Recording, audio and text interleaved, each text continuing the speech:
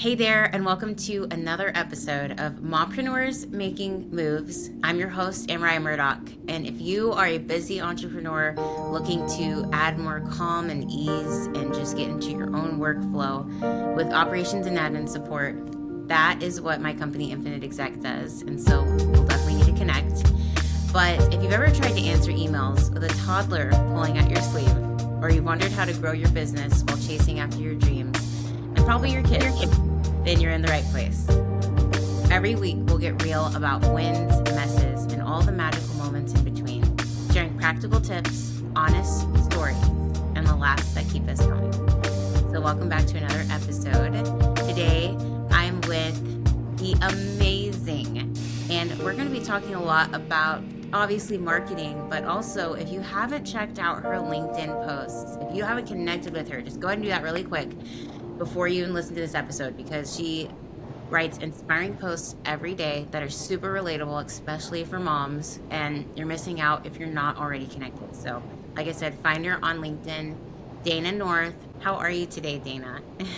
I'm doing great. It's a chilly day. I'm in Chicago, so I'm like recovering from. I'm a runner, so being outside and, so I have my space heater on under my desk ready to go. Okay, this might speak to my ignorance because I do not live in the cold ever. Never lived in the cold. I don't know what a space heater is. Oh my gosh. Well, you're one lucky lady. I'm cold all the time, so my space heater is this little, thing that plugs into the wall and it just blows hot air at me. Oh, okay. All right. Well, there you have it, folks. That's I just amazing. literally learned something new. Um, love that. And then for those of you who don't know Dana, she has more than a decade leading marketing and brand strategy, but her true passion is helping women step fully into who they are.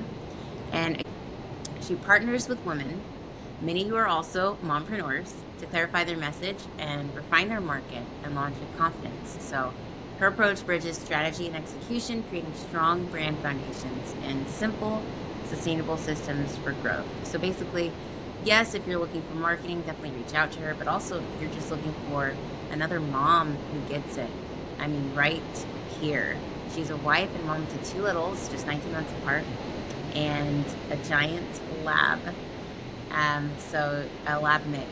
So she has a passion for health and wellness, and she's here to talk with us today about mompreneurship, marketing, and evolving. And so first, I just want to ask you, what is one thing that you would say is important when it comes to being a mom and a business owner? Um, I would say, at least for me, one of the things that like if I can think about the days where I'm like, wow, I feel really good about how I live today, being like balancing both of those. It is kind of like I don't have a physical hat, but I really do think it's like when I am mom, I am mom. I'm not trying to also like do my client's website or do this logo, like build the strategies. And then when I am in my business world, I'm like in my business world. So that is not obviously can't happen all the time, but I really think like it for me it really helps. Like my kids deserve a present mom, and I feel better about my motherhood when I'm giving them like that attention. So yeah, that's one thing I just like try and keep in mind as I juggle the two. Yeah. And who do you work with brand well marketing? What makes your marketing different? And what is the other side of your business and motherhood? Yes. So with Brandwell, it's a brand and marketing studio, and so my clients so far have all been women, which I love. Not, I mean, men deserve good branding too, but I just have a special place for like women who are really passionate about what they're doing. So a lot of times that ends up being, like um, in the health and wellness space, coaches, people who, women who just have a desire to serve other people. And a lot of them are moms. Some of them, their kids are, one of my clients, her kids are grown and she's about to be a grandma, and others, she just had her third baby. So the age range also spans a lot. So within that space, we build brands. So we start from the ground up, looking at values, belief systems, and creating strategies like how this person can represent that brand consistently, sustainably, clearly, and create really, I love good design. I think it's really powerful when you can have good strategy and good design married together. And then we help them share that. So that's like the marketing piece. Like, brand is the message container, and marketing is kind of like the megaphone to get it out. So then we build the strategies that is so good. Yeah, because I don't understand the difference between brand and marketing. I honestly thought it was the same thing. So now hearing that piece, that analogy, it's very helpful. Wow. Oh, good. Yeah. I mean, a lot of people I think are similar. They're, it's like common language, but unless you're in it all day, like, the distinction can be kind of tricky. And so when people are first starting out as small businesses, I know when I did a few years ago, and I can't believe it's been a few years when I say that, so it's not but yeah, when I started out, I didn't have money for branding, right? When would you say is a healthy point in business for a business to really invest in their branding? When is it? As soon as they're able? Is it when they're making a certain revenue point? Like, because obviously branding is important. Like, literally, it's the difference between a white t-shirt and a white t-shirt that has a Nike check on it, right? Yes. Like, and they cost different things. And so branding, it can literally make or break your business, but we can't all afford it from the beginning. And some of them are just killing business and their brand is meh, right? So when do you think, I guess two questions. One is, when in business should the business consider investing in branding? And then two, why would you personally vouch for, getting your brand together? Yes. Such a good one. Okay. I would say, to your point, it is not necessary to have like a bells and whistles website, all of the automations. Like, some of that, frankly, can just be too complex for where a business is at the beginning. Like, you don't, that's unnecessary. But I would say, even if someone doesn't hire it out, investing in branding, even for yourself at the very beginning, will save you money, time down the road. So that looks like just getting clear on who you are, what you do, who you serve, and like really getting that language so it feels really good to you, especially if you do this by yourself again. So that's my first, I would say you've got to do that yourself. AI is amazing. You're still going to want to tweak it, because otherwise, if you just use AI, you're going to sound like everybody else. But then I would say, once you get to a point that you feel comfortable investing, I think it is worth it. So there's some pricing that's like, you could get a really amazing brand for like $1,000. And like, it depends on all of the service providers. Like, if they're new, they're probably going to be charging less. If they're, they're not luxury. So there's the range. But I would say, as soon as you feel comfortable in that investment, recognizing you will be spending money, you will have something that looks good. The ROI on it is usually a little bit longer term, because you have to start employing the things that you're learning from like the brand foundation. So, and then I maybe a caveat to that is, if you've been in business, I don't know, for a year, 2 years, and you're like, it's pretty stagnant, you're not seeing growth, I would start just asking questions and looking at like, what levers have I not pulled yet that I might be able to pull to help me get to a different point. And sometimes that is your branding. Yeah. So yeah, that's what I would say. What was your second part of that question? I forgot. Why would you invest? But I think you already answered it. Yeah, you said great. return on ROI, it gives you more of an identity. People recognize you, more visibility, all of that, which those are all obvious, like direct. I could see why that's important. Okay, so here's a question for you, from me particularly, and maybe a mompreneur like that. So, and of course it slips my mind as soon as I get there. All right. So the life of my business has been referrals. Yes. So, but that's great until your referrals slowed down. Yes. And then your marketing that you haven't been doing this whole time, you start to think about again. So my Yes. question is, do I still need to have a marketing support for my business, even if my referrals are the thing that really gets me, especially since it's a niche client? Most of my Mm-hmm. clients are multimillionaires and billionaires, which means it's Mm-hmm. not going to be an ad and then be like, oh, I should work with her. It's Yes. going to be more like, hey, I want to introduce you to my friend. Yes.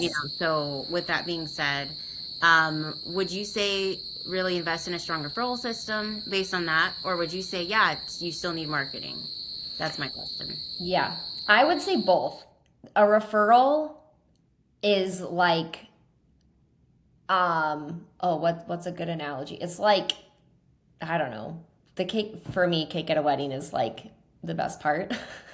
So like having a strong system where like your past clients, current clients are continually like, "Oh my gosh, you need to talk with this person," because I mean all of us, we buy products that someone else recommends to us, like, "Oh, you have this problem, you should try it." So nothing beats that kind of vouch system for your business. I will say marketing is still important, and needs to be an aspect of your strategy, but it may not need to carry the weight that your referral does.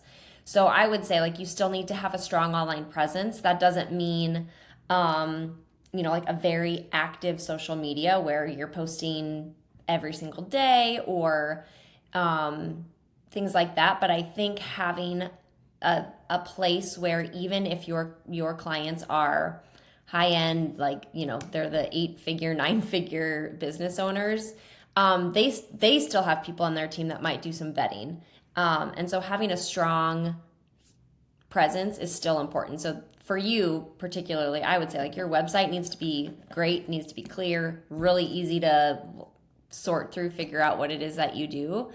um, I don't necessarily think like Instagram is going to be a place where you're going to be finding all your clients. So I think like when you know who your clients are, you know where they are going to be going and how you can serve them best with the value they need to either make a decision about you, inquire, all of that. Yeah, no, that makes complete sense. And how do you balance authenticity in your brand with the demands of parenting and entrepreneurship? Oh man. Okay, so authenticity, I love that word, but I also feel like it's very buzzy right now. Like everybody, which myself included, one of my first headlines on my website was something about like helping you show up online authentically, which is great. Like we need that. But with so many people saying it and not actually explaining what they mean, it means nothing then. So it's just like a buzzy word that's like, oh, that sounds good, and we all want to be authentic, but like, what does that actually mean? So I love that you asked that. Um, and I would say, like, I don't think authenticity means showing every detail of your life or having like a perfectly curated presence. Um, Especially in personal branding. Like, obviously, if this is a business, there's like a little bit of nuance there.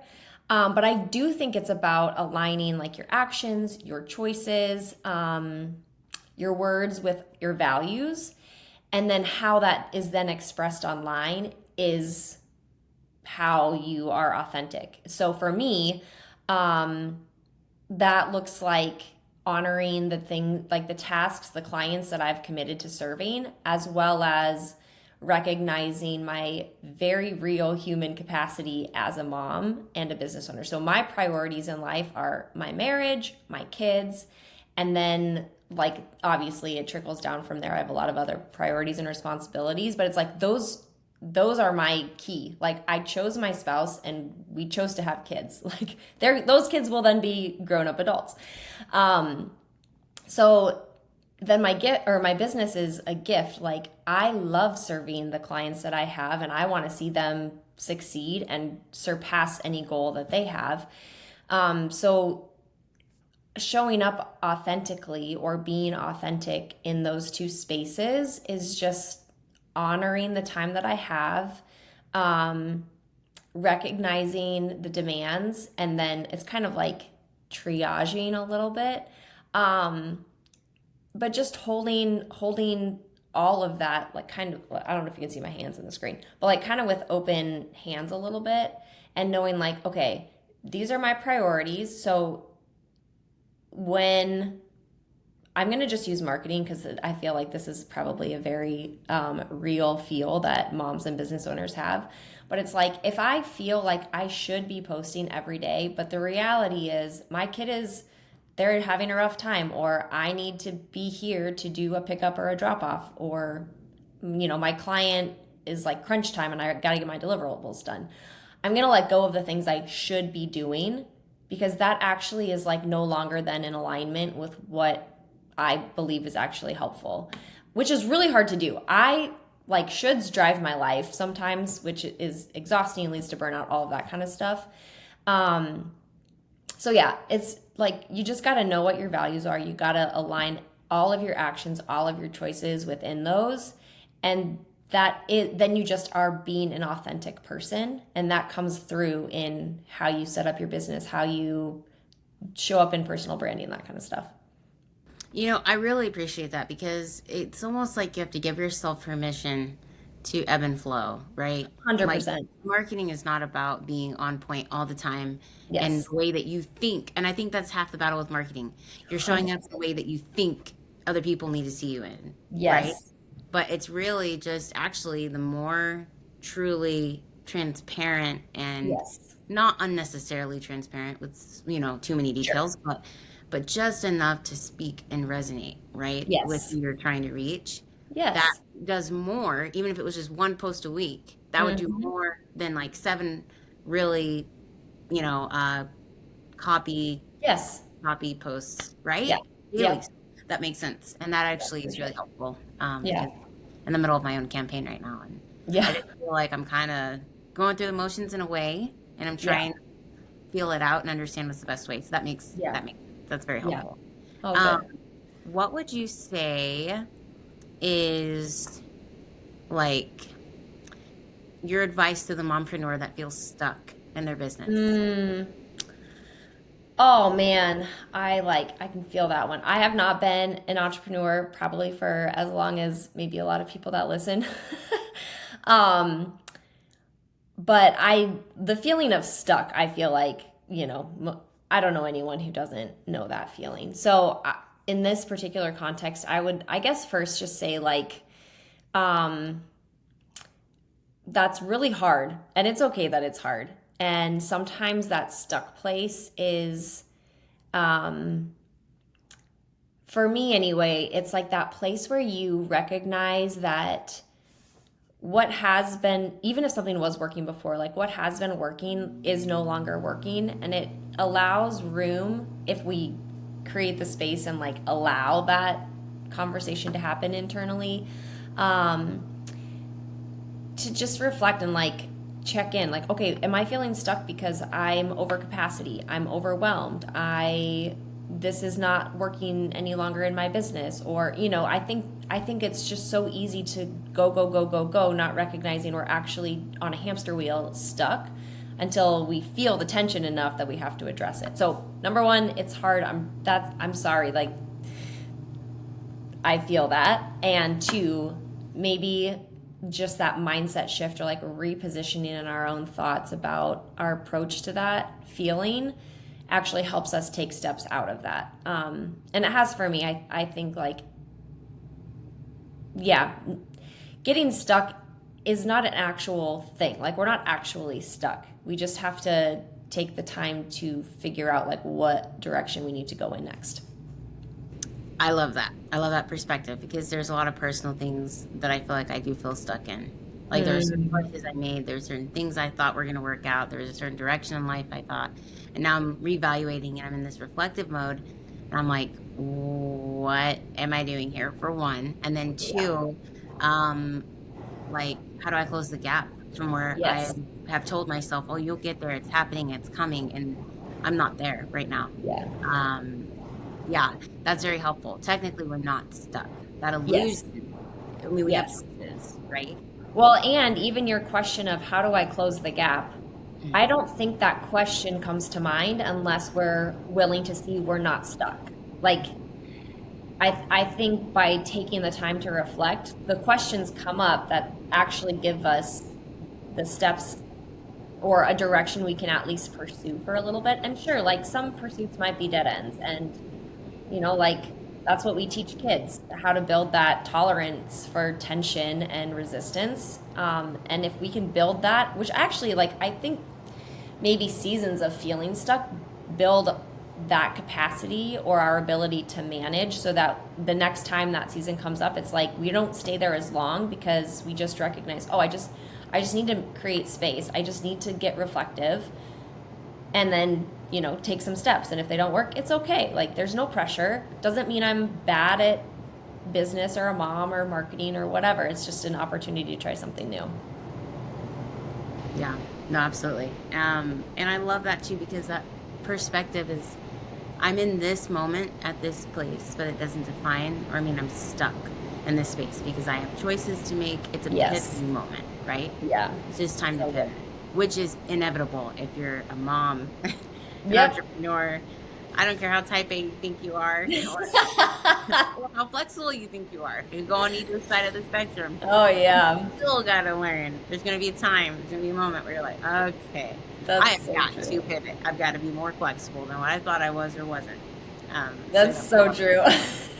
Okay, the ultimate question I have for you is like, as a marketing agency business, how do you market? Oh, yeah.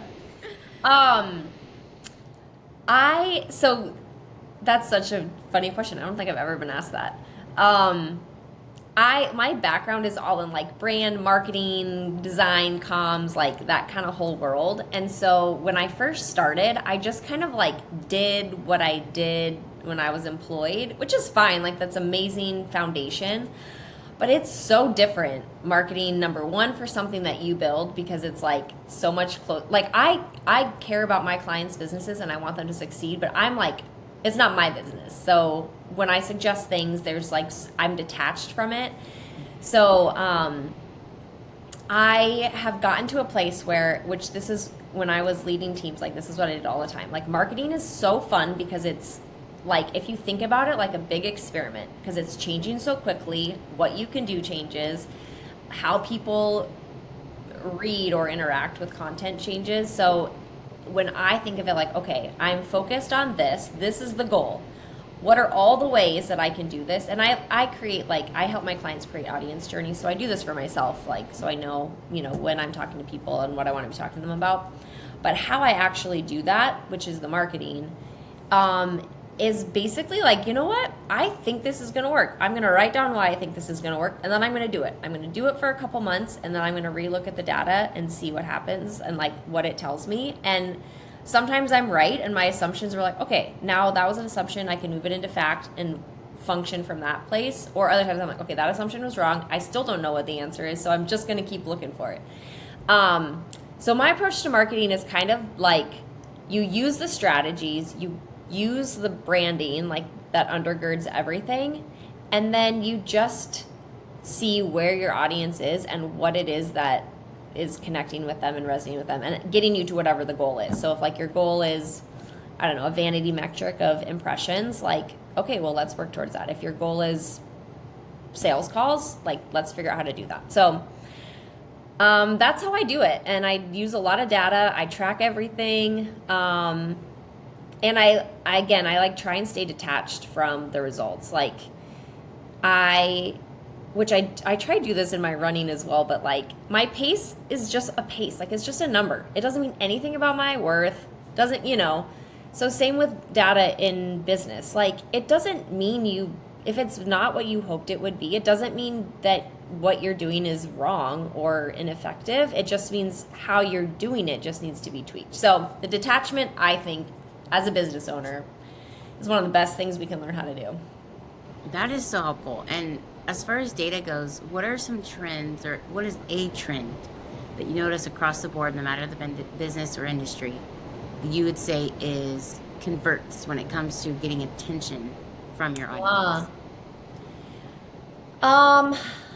I would say, it probably depends on like what the conversion is, but I would say, like, let's just say to get someone like into your world. I'll use like that very broad conversion. something that is really easy for a user to take in, um, that like the barrier to get that thing is so low. So this is like, it kills me, but honestly, like just asking for an email is going to be the best. But I'm like, I want to know someone's first name. You don't have to ask for their last name. Don't make it required, because some people are not going to do that. But it's like, whatever that thing of value is, and get it to them as quickly as possible with the least amount of friction. That's how you're going to convert. So if that's getting someone's email address, if that's getting them on a phone call with you, you've got to give them something of value, or offer that value in the process. And it has to be what they think is valuable, not what you think is valuable. That's key. Man, that's perfect. Okay. Last thing as we wrap up that I want to ask is, when you post as a mom and you're very authentic and transparent about your journey as a mom and a businesswoman, do you ever feel afraid that people are going to, there's this like idea that as mompreneurs, we can't handle a lot because we're a mom at the same time. We can only do so much before we're divided, or we have mom brain. I mean, you name it. Like, Yeah. it gives this image that we're weaker, we're not as functional, we're not as whatever. Yeah. And sure, we may not be as present as we would be if we were just single. Well, yeah, that's obvious. Right? Yeah. But what would you say to the question of, are you ever afraid that you're going to come across as weaker when you're as transparent and open as you are about being a mom and a businesswoman? Yeah, I have thought that. I mean, I think like just showing up online, it shows you a lot of things about your inner psyche, and I guess the things that may impact what you say and how you say it. And what helps me, honestly, is like, I kind of like picture a woman in my head who is like, maybe she's a working mom, maybe she is a mom who's working and also is thinking about starting a business, like whatever it is. I like put this person in my brain, and I as I'm writing, I'm like thinking of her and speaking to her, which sounds very basic, and I'm sure like people have heard that before.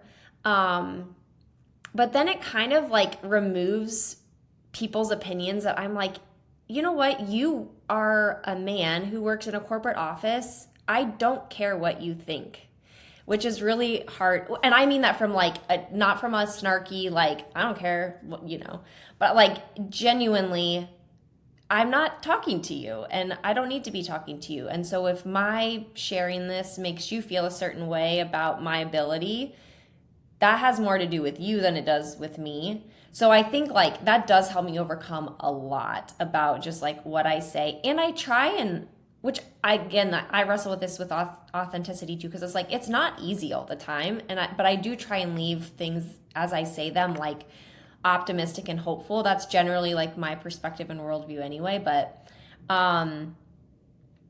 yeah, oh man, the number of, or like sometimes I'm like, what about women like my mom's age who worked and like I don't know that they complained. And I'm like, not trying to complain, but I'm like, yeah. So I have to like quiet all those voices, like quiet all the things someone may or may not be thinking, and just be like, you know what? I am talking to Laura. And, like I just pick a name, I assign a name, and then go from there. No, I love that, because it's almost like this when we have two kids or more than one kid, and maybe it's when I was a teacher in a classroom, or you're a mom with multiple kids at home, and then one of the kids says, huh?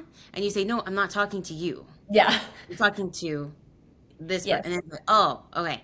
I think it's just like that. Just like you said. 100%. Like, I'm not talking to the corporate, over here, or to the boomer maybe who was like, Yeah. all I did was stay at home. I didn't necessarily go to work as a mom. Yes. Like, Yeah. you're a rebel for doing both, whatever. Yeah, Like, yeah. whatever the opinions may be. I'm not Yes. talking to the teenager who's still in high school, right? I'm Yes. talking to the mom who is working, who is trying to keep up, who's struggling, who might need marketing, but she probably just needs to know that there's someone else out there like her Yes, 100%. going through the same, if not more, and we are all in it together. That's Yes. it. So Yeah. I love that. I love that. And that's I think how I'll think of branding and marketing now as well. I'm not Oh, talking yeah, to everybody. I'm talking exactly. to just this person, just Yep. that business owner, just this struggling, mompreneur, like very specific. That is really, I think, too, what makes it so effective is because Yes. you're targeting your target audience, right? Yes. Yep. So yeah, Yeah. that's very, very helpful and Yeah. really appreciate that. So Yeah. thank you for sharing on that. And by the way, I love your posts. Absolutely. Oh, thanks. Every time I see one come across, I get excited and I think, oh, that's right, I'm not alone. I immediately think that when I see your posts. I think, I'm oh, so glad. man, it's not just me. Like, we Oh, are all here in different stages, in different phases, and it's all equally hard. And it's okay because I'm not the only one. Like, that is what I yes. get when I read your posts. And Oh, I'm I so know glad. a lot more people see it than actually respond to it in general. That's a general thing on social media. Yeah. A lot more people see than actually respond. And so just know that you're reaching a lot of people. I know it. So, Oh, yeah, keep thanks. going. And thank you so much for hanging out with us today for our listeners on Mompreneurs Making Moves. And if you found a little encouragement, a fresh idea, or just felt heard, make sure to subscribe and share this with your mompreneur friends. And remember that every small step you take in your business and in your life matters. And you are absolutely not alone on this journey. So keep making moves, keep showing up, and don't forget to take care of yourself too. Make sure to follow us at Mompreneurs Making Moves on LinkedIn, Instagram, and Facebook. And you can listen to the full interview and watch on our YouTube channel at Mompreneurs Making Moves Official. Thank you again, Dana, so much for your time. And again, comment below, interact, reach out with Dana as well. I'll have all of the ways you can reach her linked below. And we'll see you next time on Mompreneurs Making Moves.